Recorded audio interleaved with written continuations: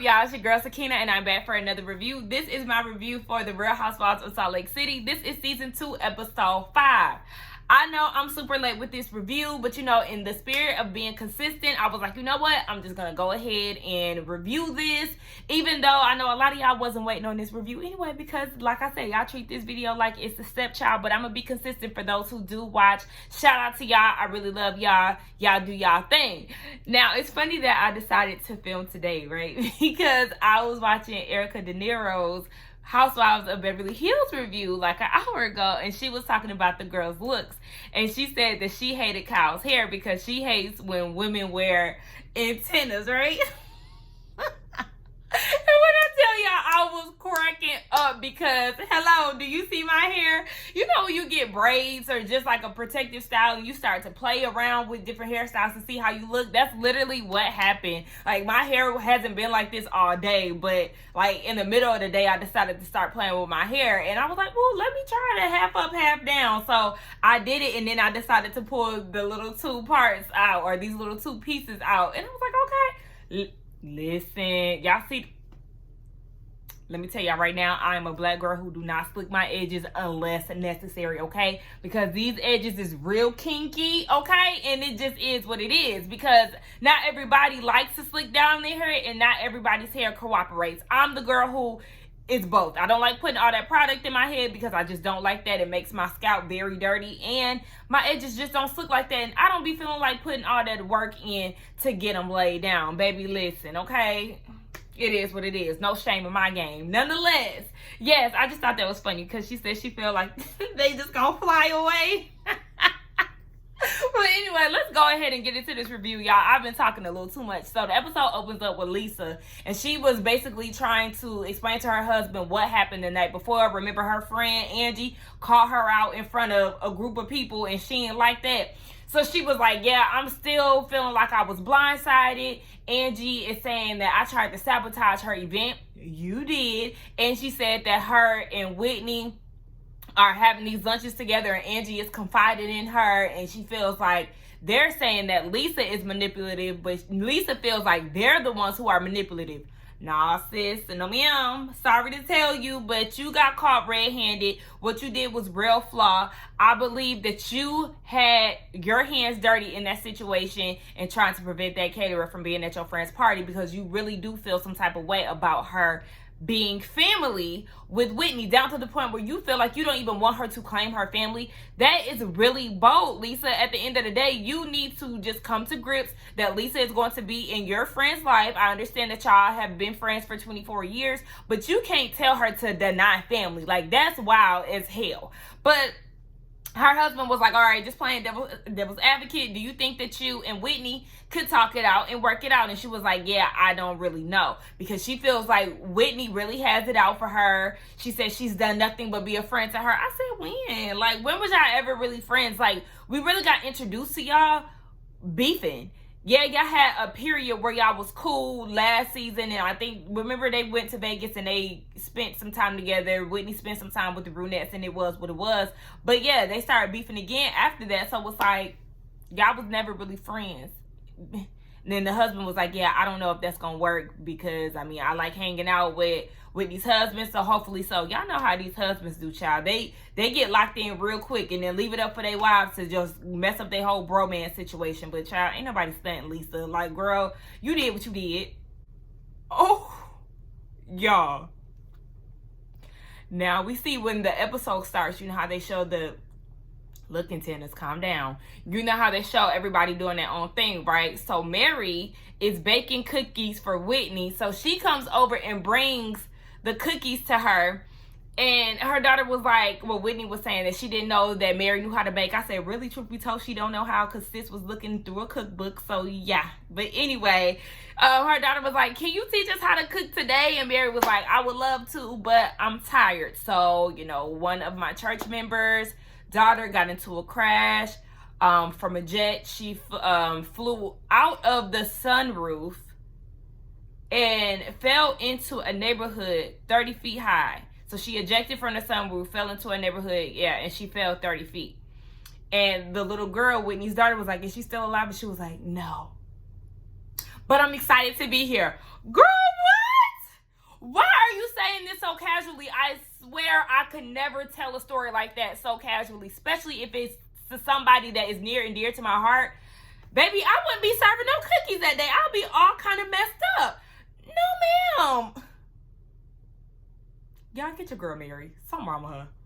Then she said, wear your seatbelt. Oh my gosh, y'all, get your girl. Oh my gosh. That is not funny. It's like, for real. But the way she doing it is...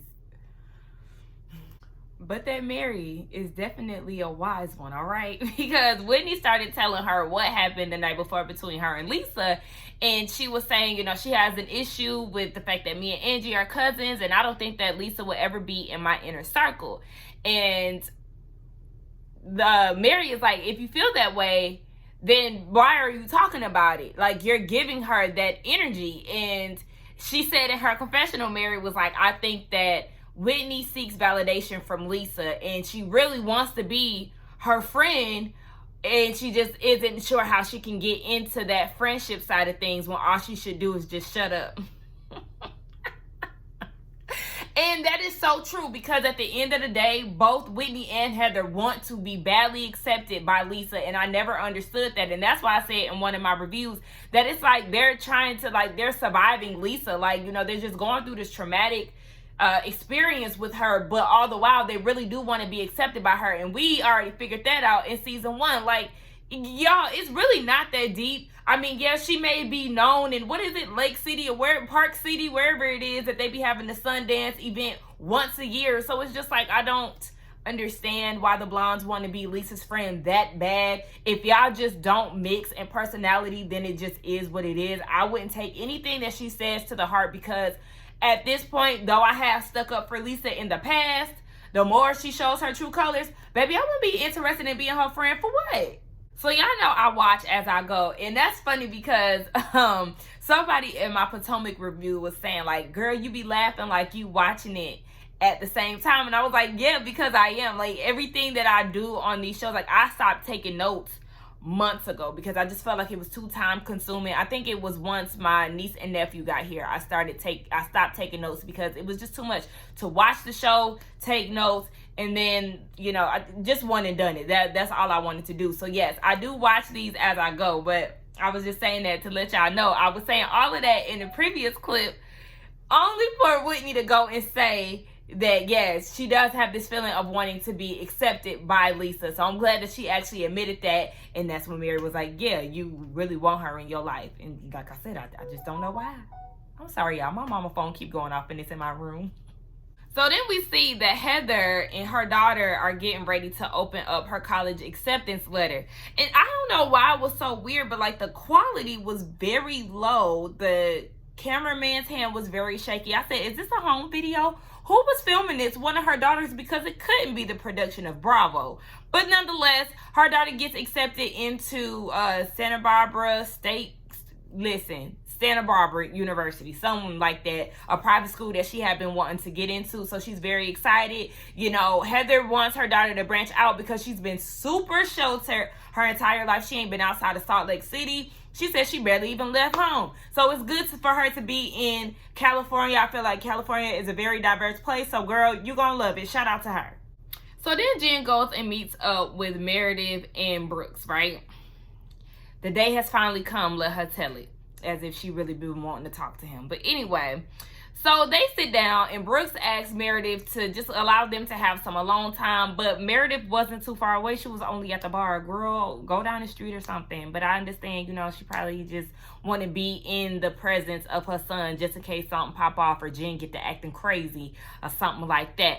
But Jen goes and says, and her eyebrows were distracting the hell out of me. Like, girl, no, man. I like a natural brow, you know. I do a light fill in, and then I put a little stay gel on there. Stay gel, but a little gel to make them stay. So I just wasn't feeling her brows. They was just too dark and too filled in. Nonetheless, she goes and says she was wondering what Meredith was mad about. And then once she realized that the comments that she made, remember she kept saying that she wasn't the one that was behind them. She didn't realize that the comments that she made about Brooks would hurt him like that. How not? Crazy. How not? Like, that's how you know, like, something ain't clicking up there with Jen, because you said that you retweeted something about slapping him and calling him a sissy or something like that, and you feel like if he seen that wouldn't hurt his feelings?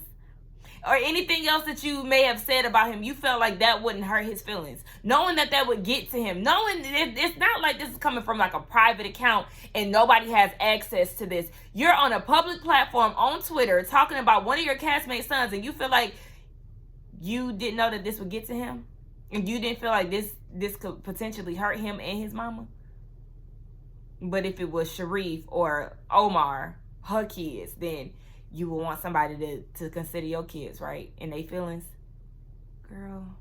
You know, I've just noticed that this whole conversation, it switches between, you know, it was her team, and then she says, you know, I'm sorry for me posting these things. But Brooks was just basically saying, you know, I haven't had the time to really process things. You know, a lot of people have been saying that, you know, he may not have come to grips that he is, you know, either gay or bisexual. He probably doesn't know what to label himself at this point. But yet she's going online and making these statements about him. And it's like, I haven't had these conversations with myself, with my parents. Like, you know, and you putting these things on Twitter. And she was saying that she apologized and all of that, and she didn't mean to hurt him. I mean, he forgave her. And she apologized again to Meredith. And she said that she really couldn't. Jen was saying that had been weighing on her heart. But that ain't been weighing on your heart that much, because you was just tweeting about him on a Wednesday, girl. So, I mean, we just gonna take it for what it is. Brooks, accept your apology.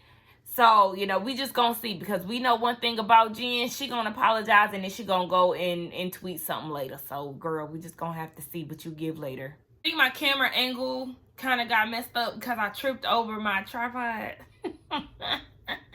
Anyway, yeah, so the husbands meet up and they go to a restaurant called Bodega, okay? I put on my jewelry just to go to the Bodega.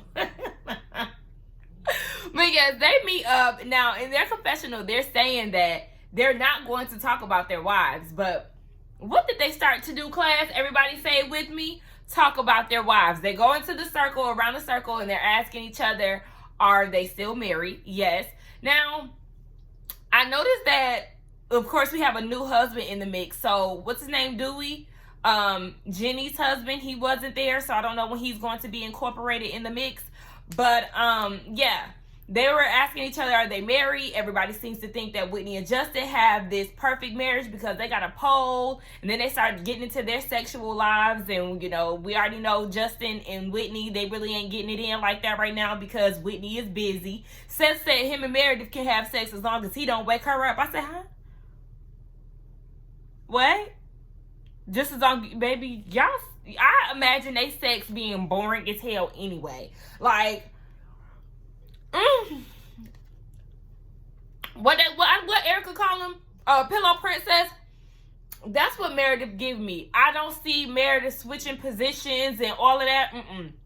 Giving very boring, giving very monotone, like her voice. But nonetheless, I was taken aback. Now, Coach Shaw was saying that he likes the guys and he likes to have them around and all of that. And he looking at Justin like, I know my wife and your wife don't see eye to eye, but hopefully they can get it together.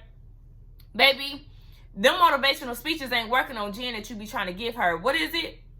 A Shaw seminar? Something. I don't know. Whatever it is that she was calling in season 1. Because sis ain't doing nothing but causing all kind of chaos and confusion within the group. She got a situation with everybody.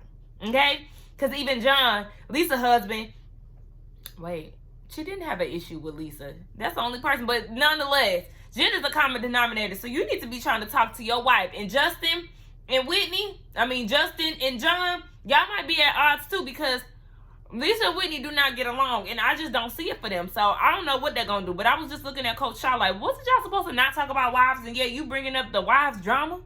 Y'all know I gotta get my berries in. You know, drink, and eat your vegetables and your fruit, okay? But Justin did say, because, you know, they was doing, like, the flashbacks of all the wives and their drama. And Justin was like, I just want to say we are four of the most optimistic son of a bitches ever.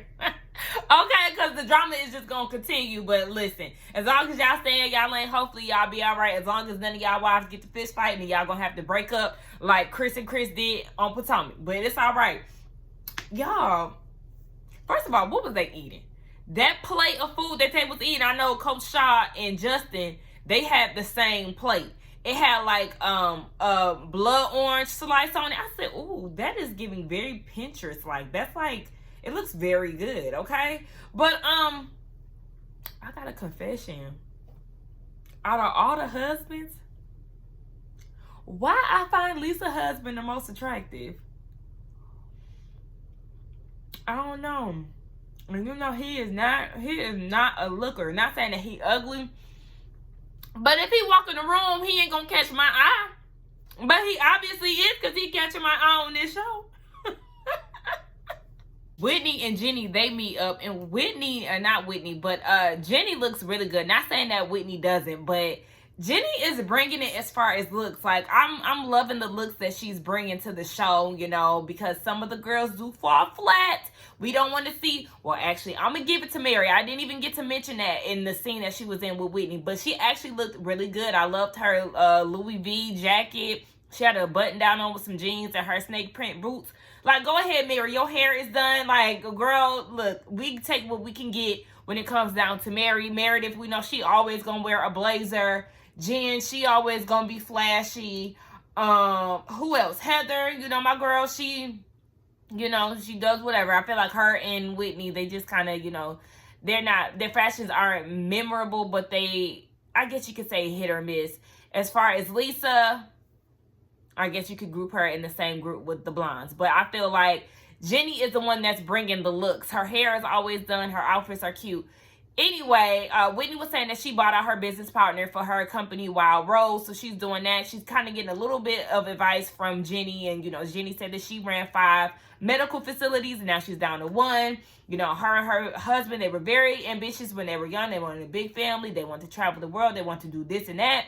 Whitney started talking about her and her husband once and how the roles have reversed because she's been working a whole lot, and now her husband is taking on the wifely duties, and they kind of just, they're different in their way of doing certain things. So then she says that she wants a lot of kids. She wanted a big family, but that's not going to happen because Justin got a vasectomy. They came to an agreement, 2 kids, and then he going to get himself snipped. And that's what happened. Whereas Jenny, that's the opposite. She doesn't want any more kids. And her husband at the age of 50 wants to keep going. And we experienced that in the last episode. And we just felt like he is super trash for even acting as if it's not a big deal when his wife has had 9 miscarriages, if I'm not mistaken.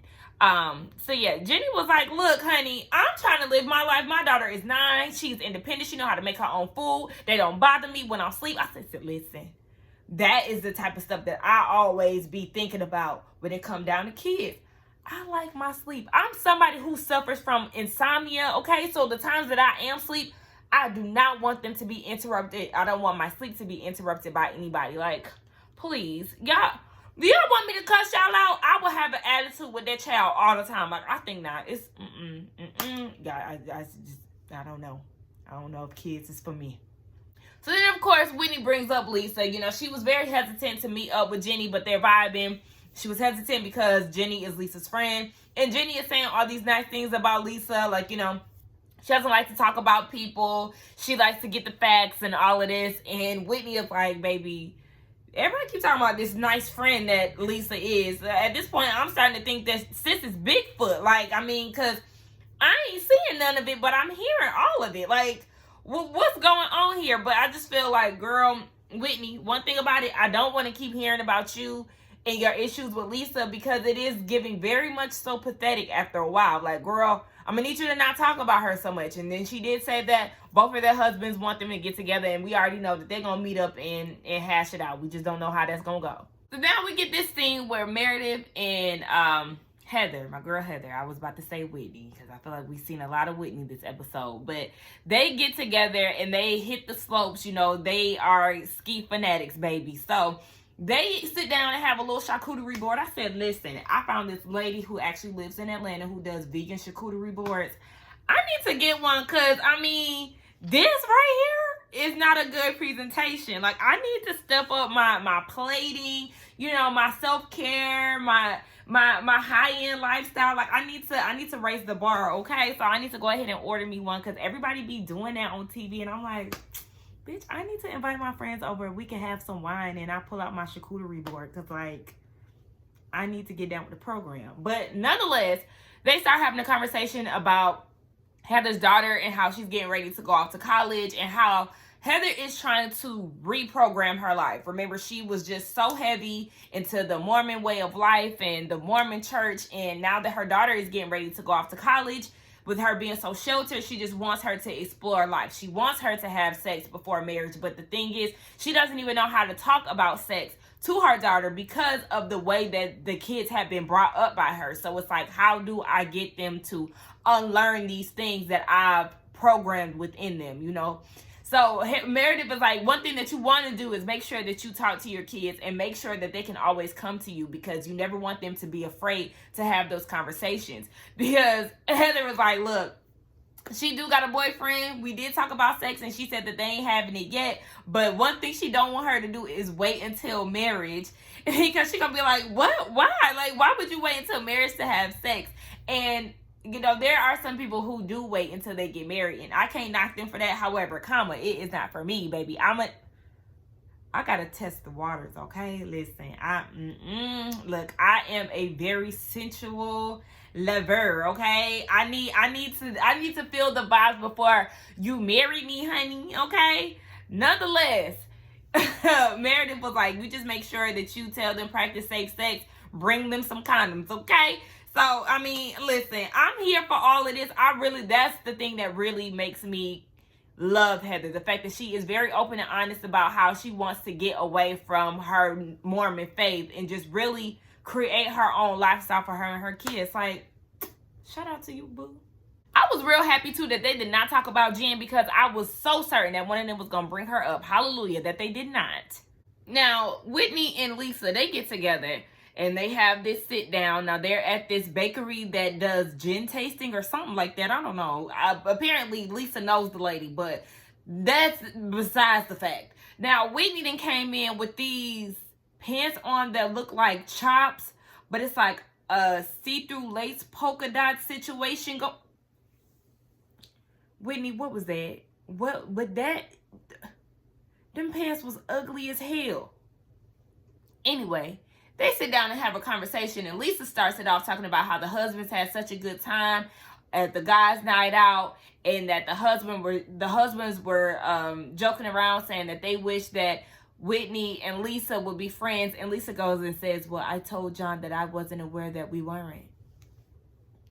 Didn't you just call her this or thing, whatever you just called her last episode, and you just basically tried to kick her out the room because you didn't want her talking to Angie, and then you told Angie that you didn't want her to label Whitney as or acknowledge her as her cousin? Is that something that a friend does? Didn't y'all go at it at the reunion, which was 2 months ago? Have y'all been in communication since? Where have you seen any indication of friendship between you and Whitney? Girl, there you go with that fake shit. Now, Whitney is like, baby, I see us as tolerating each other. I never seen it as a friendship. And Lisa is saying, well, I feel like everybody assumes they know what my intentions are, what I'm thinking, and that's really not the case. Well, girl, I mean, if you were ever interested in being Whitney's friend, you have a very funny way of showing it. Like, I will definitely say that. Lisa just wants them to come to some type of understanding, and she feels like they will be great. So Whitney is like, okay, well, do you have an issue with me? And Lisa, no, not at all, not at all, not at all, not at all. Like, every time Whitney is saying, not at all, not, girl, that's all you hear, Lisa, not at all. Girl, you're lying. So then Whitney was like, okay, well, if that's the case, at the casino night, why did you ask Angie if she wanted to be friends with this? And she was like, oh, because Whitney was like, so is all of this stuff that you've been saying or that I've been hearing, this is just all a misunderstanding? And she was like, yeah. So then that's when she was like, okay, but this whole casino thing, why would you refer to me as this? Whitney trying to tell her straight up, you talking about I'm misinterpreting things. But how am I supposed to know that your intentions are good, but you're being rude? You're referring to me as this. And she's talking about some, yeah, I didn't really mean that. Lisa said, I was saying like this one, like Whitney, you know, because you were interjecting in our conversation. No, girl, you got smoke for her. And I would just really appreciate it if you acknowledge the fact that, yeah, you are territorial.